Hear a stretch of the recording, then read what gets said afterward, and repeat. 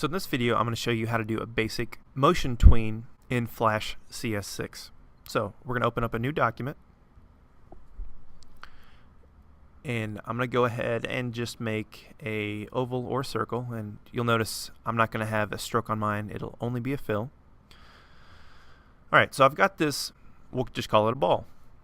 And so I have one keyframe in the first frame, and I'm going to go ahead and move my ball to the left side of my stage.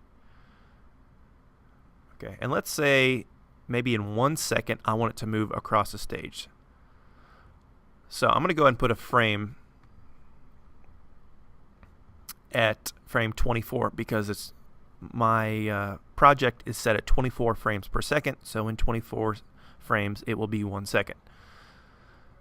So what I do now, so I've got a keyframe at 1 and a frame and just frames between 2 and 24.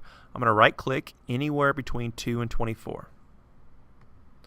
When I do that, I'm going to click on Create Motion Tween. And it tells me the select item cannot be tweened, you must convert it to a symbol. So that's one thing you've got to remember. In order to do a motion tween, so when we want motion, we've got to have a symbol on the stage, and there can only be one. So I'm going to go ahead and hit OK. And it just made that a symbol. If I go to my library, it just turned that into symbol, and it just called it symbol 1. So I've got an instance of symbol 1 here.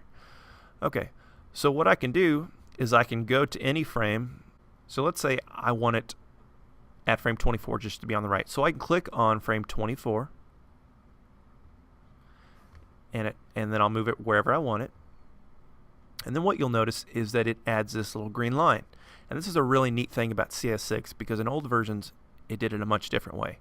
But in this version you can click anywhere you want it. So let's say if at frame 11 I wanted it in a certain spot, I can actually move it to that certain spot. And I can do that in any frame. You can also click any of the dots here on this line and you can change the shape of it. So you can curve it just like you can any other line in Flash. And you can also grab the starting and end points and change where they are.